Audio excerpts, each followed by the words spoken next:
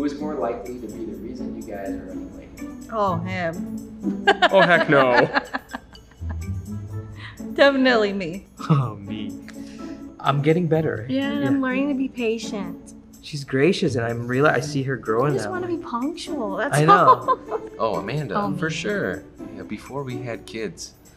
There was a time when we were married and I said, Amanda, not mad at you, but we're running late, so if you're not ready in 10 minutes, I'm leaving. And she wasn't ready in 10 minutes. We both drove to church. Separately?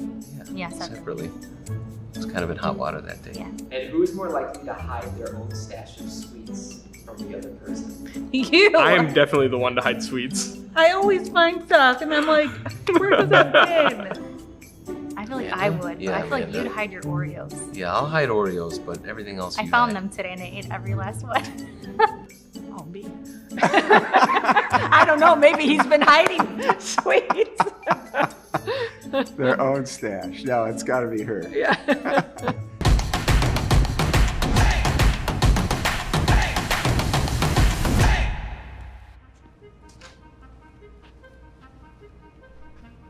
My legs are too short for this chair. Do you see yourself as an introvert or an extrovert? I think I'm a closeted extrovert. My husband was very much an extrovert, and so over time I began to open up more in just life circumstances. I'm a super extrovert. I'm the most extroverted person I think I know myself. Lisa's extroverted too. Well, I thought I was a real extrovert until I Then she married met me. this guy. People tend to say I'm an extrovert. I come off as one. I'm not. Everybody drains me. I get really tired. Yeah. I'm joking. She needs to I'm- recharge in a cave Yes. somewhere. I find myself to be, more extroverted. Yeah, more sure. social. I get charged by, just being around people, having fun. Yeah, if he doesn't You're have lonely. a person to talk to for too long, he dies inside. Growing up, probably I was a bit more introverted, but I think that's been a transition over time. Yeah, I would say extroverted because I enjoy getting the energy and the positive love for each other and love for the Lord. I can certainly also say that because of her extroverted personality, that was something that was very attractive to me. So, Jai, are you an introvert or an extrovert? Ambivert. Did I pronounce it right? Wait, say it again. I said it already. It's a Filipino accent. Like, what is one piece of advice that you would tell your not-married self about marriage? Okay, advice that I would tell myself before I was married. I heard a speaker one time, a Christian speaker, and he said, your spouse is not your enemy. And you never think that you would think that way. Before you get married, you think, well, that's silly. Who would ever think that?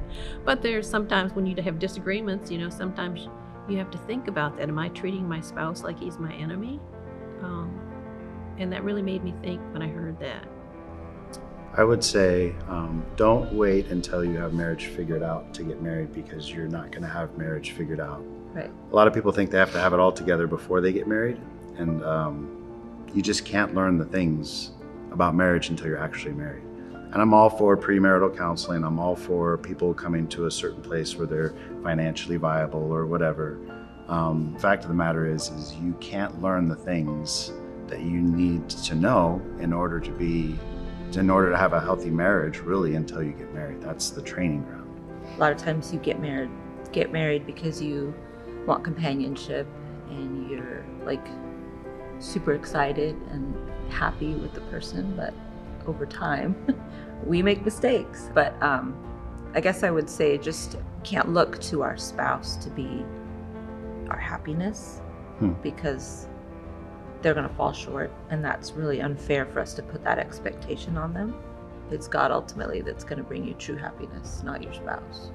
If you can rid pride out of your life, you can avoid so many painful things. And I would ditto that, get rid of the pride. Yeah, and then learn how to forgive.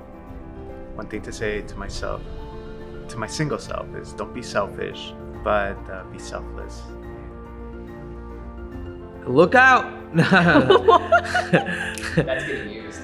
oh man, you think you're like the most selfless guy, and you get married and you're like, man, I'm selfish, so pride-filled and so stubborn. But that's what marriage does. It really refines you to bring you closer to the Lord, and it really humbles you too. Well, how would you guys show affection towards each other? And would you do it for us? Oh, sure. Stand up, Amanda. What? Stand up. What do you do? Like if I really want to catch her off guard, I'm afraid. I'll just grab her. I'm so scared. I guess that is what I'll he just does, grab yeah. her. And this is physically lifting her up too.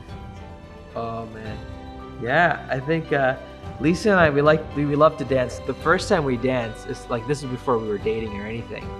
We were at a wedding and we were put together, and it was so awkward.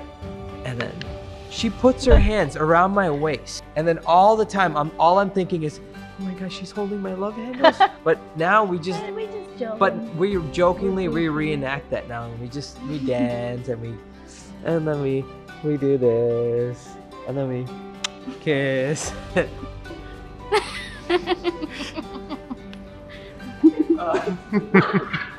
I like doing this to her. That's what Oh my god. I think probably something like this. We've never done this. We've never done that. Well, that's. I'll show you.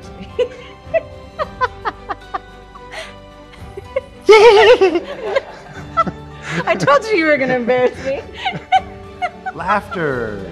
Laughter is really important in a marriage. How about slow dancing? Oh,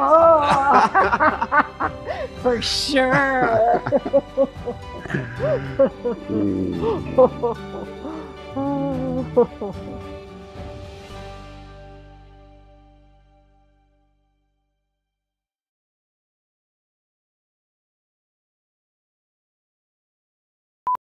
Who's most likely to make an expensive and unnecessary purchase?